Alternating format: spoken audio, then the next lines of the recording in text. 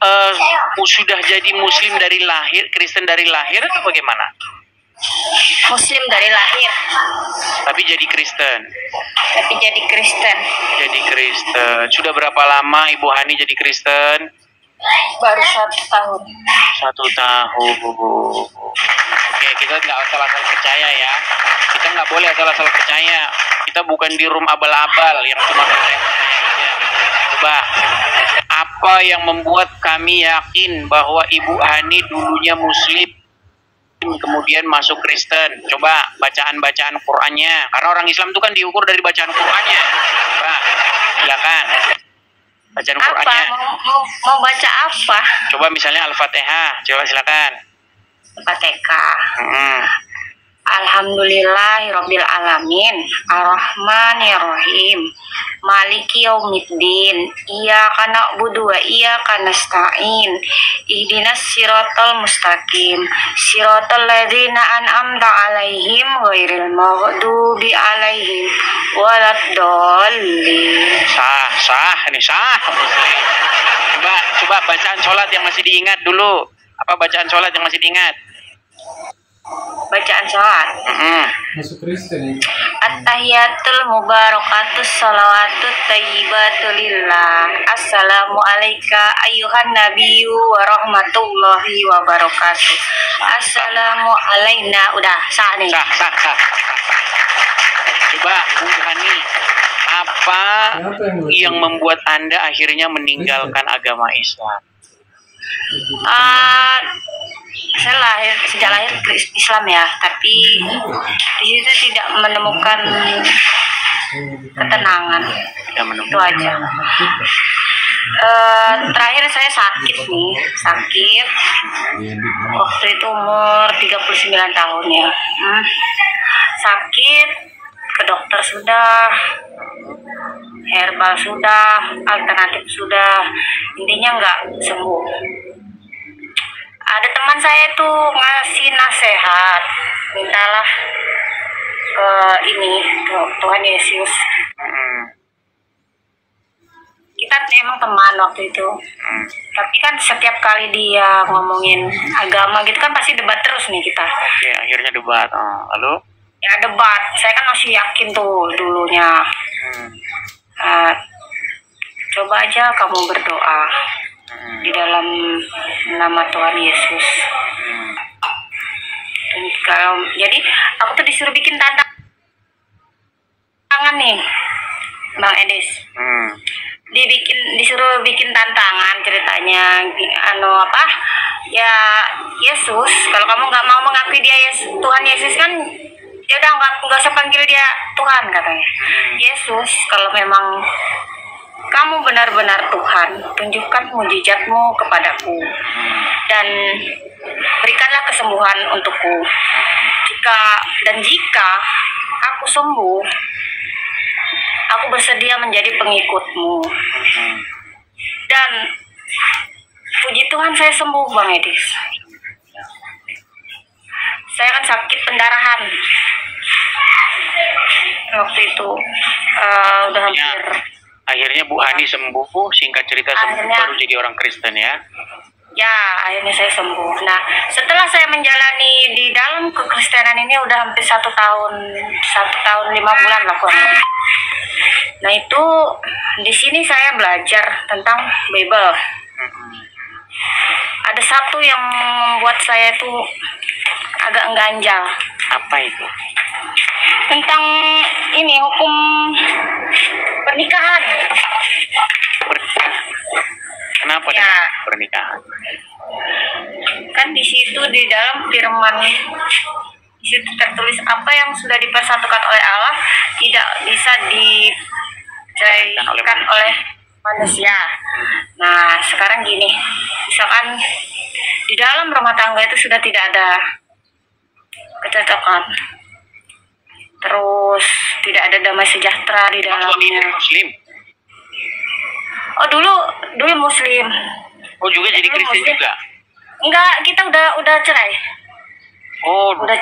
kalau dulu berarti kalau dulu kan tidak dipersatukan oleh Allah, dulu kan dipersatukan oleh Allah. Nah, Iya, saya lagi nggak bahas itu ya. Kan saya sebelum masuk ke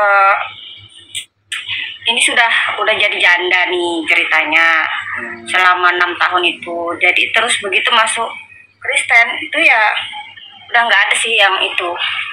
Gak ada kaitannya. Jadi yang sekarang mau saya tanyakan ya itu tadi Bang Edi. Kok kenapa? Misal nih ya, ada juga tuh firman Tuhan mengatakan tentang hukum menikah lagi itu loh, Bang Edis katanya di situ zina hukumnya. Ya, jadi kalau menurut hukum di dalam Bible, memang pernikahan itu tidak boleh bercerai kecuali oleh kematian. Andai pun bercerai, maka memang kalau menikah lagi dengan orang lain itu memang dihukumi sebagai perzinahan. Makanya memang berat, Bu. Di dalam agama Kristen tuh kalau nikah itu memang berat. Jadi sebelum nikah makanya harus ada yang namanya pranikah. Bagaimana kalau kita menikah itu artinya Yesus menjadi kepala di dalam keluarga. Nah, kalau Yesus menjadi kepala di dalam keluarga, ya kepala dari suami, ya kepala dari istri adalah suami, kepala dari suami itu adalah Yesus. Nah, kalau Yesus menjadi kepala, maka rumah tangga itu pasti akan damai sejahtera. Tapi kalau Muhammad yang jadi kepalanya di situ, suaminya nanti nambah istri. Iya. Kalau Yesus menjadi kepala dari suami, maka suami itu akan taat kepada Yesus. Bagaimana di dalam Bible itu, kasihilah istrimu. Hai suami-suami, kasihilah istrimu. Hai istri-istri, kasihilah, hormatlah kepada suamimu. Seperti itu. Nah, kalau ibu masih Islam, nah boleh main tangan, boleh pukul.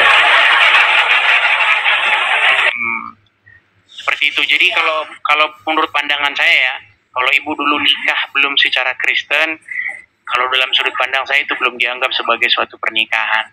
Seperti itu.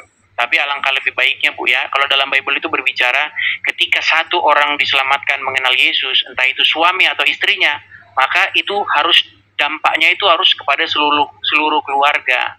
Jadi kalau satu orang diselamatkan, misalnya suaminya, maka istri dan anak-anaknya itu akan ikut seperti itu. Selain kita memberitakan dengan logika, kita juga harus mengimplementasikannya dengan perbuatan yang benar. Jangan tiap hari ngomong firman Tuhan tapi orangnya enggak. Tiap hari ngomongin firman tapi kelakuannya kayak ini. Itu yang disebut oleh Yesus cuman omdo, ngomong doang. Kamu menyebut aku guru, kamu menyebut aku Tuhan, kamu bilang Tuhan, tapi nyala kau para pembuat kejahatan seperti itu. Kalau Yesus jadi Tuhan, artinya Yesus itu jadi kepala, jadi yang berdaulat atas kita. Kalau Yesus berdaulat, maka kita ngikutin Dia. Yesus memerintahkan apa? Hidup dengan kasih. Seperti itu. Jadi gitu ya Bang Edis. Misalkan nih udah nikah nih sama orang Kristen juga, dan itu istrinya sering selingkuh sama orang gitu kan, terus itu artinya kan diceraikan. Itu artinya Yesus tidak menjadi kepala di rumah tangga itu. Dia tidak menjadi Tuhan dalam rumah tangga itu. Yang menjadi Tuhan dalam rumah tangga itu Syaiton Nirozi. Kalau Yesus menjadi Tuhan di dalam rumah tangga itu, maka otoritas itu ada pada Yesus, bukan ada pada setan. Bukan ada pada dirinya. Jadi walaupun suami tetap selingkuh gitu, tetap harus bertahan gitu. Ya, harus dirubah. Sampai mati gitu. Kenapa dia selingkuh? Karena Yesus tidak jadi kepala di situ. Apa kata Yesus? Jangan berzina, betul? Apa kata firman Tuhan? Jangan berzina. Kalau dia berzina, berarti kepalanya siapa di situ? Bukan Tuhan kepalanya Syaiton. Daripada dia berzina terus kan mending cerai gitu kan? Bukan seperti itu. Solusinya bukan seperti itu. Solusinya supaya membawa Yesus menjadi raja di dalam kepala, di dalam sebuah rumah tangga. Begitu. Tuhan itu membenci perceraian. Siapa manusia yang tidak berdosa, bersalah? Yang penting kan sekarang bagaimana kita berubah, bertobat, menjadi ciptaan baru. Bagaimana hidup lama kita itu kita matikan, kita kubur. Kemudian kita hidupkan tubuh kita yang baru, hidup kita yang baru, seperti itu. Tapi kenapa Bang ya di sini di tempat daerah saya tuh banyak mereka udah nikah nih terus cerai karena alasannya ya salah satunya itu ada yang selingkuh dan terus mereka menikah lagi masing-masing menikah lagi. Itu tidak mengikuti ajaran Tuhan Yesus. Ajaran Tuhan Yesus tidak seperti itu. Orang yang sudah berumah tangga, kalau ada masalah di dalam rumah tangga itu, maka harus diperbaiki rumah tangganya, bukan dibubarin begitu. Kalau udah nggak bisa, seandainya pun tidak bisa, hukumnya itu sangat berbahaya. Hukumnya itu, maka mereka itu memang tidak bisa menikah lagi. Kalau menikah lagi itu hidup dalam perzinahan, seperti itu. Makanya memang hukumnya tetap berzina, walaupun mereka sudah bercerai terus menikah, masing-masing sudah menikah, berdekatan nikah juga. Iya. Tetap berzina hukumnya. Itu dalam hidup dalam perzinahan. Karena di dalam Bible dikatakan andaikan kata ya, perceraian itu terjadi itu hanya boleh dilakukan karena zina. Perceraian itu hanya boleh dilakukan hanya karena perzinahan. Tetapi nanti kalau dia menikah lagi, tetap saja itu namanya hidup dalam perzinahan. Itulah betapa berat. Boleh bercerai karena zina gitu kan? Iya. Tetapi kalau nikah lagi nanti hidup dalam perzinahan. Oh gitu. Seperti itu. Nah makanya pernikahan di dalam Kristen itu salah satu salah satu hal yang sangat sakral begitu. Jadi nggak di tetangga sebelah nikah, cerai, kawin lagi, nikah lagi, cerai. Nah, seperti itu. Iya, memang seperti itu kan. Nikah lagi, cerai lagi, bosan nikah lagi. Ya. Ada masalah dikit cerai. Lebih dari satu nggak masalah kan? Katanya mampu kan gitu. Makanya Bu, ya sudah benar yang Ibu lakukan. Artinya kalau dulu yang berkuasa di dalam hati Ibu, yang mengendalikan hati Ibu itu Muhammad, sekarang Yesus. Nah sekarang buktikan kalau Yesus itu menjadi otoritas, menjadi yang berdaulat di dalam hati Ibu begitu. Kalau Muhammad yang berdaulat di dalam hati kepala rumah tangga, nanti minta istri lagi. Oke ya, Bu Hani ya. Ya udah, makasih Bang Edis atas Bu Hani. pencerahannya ya.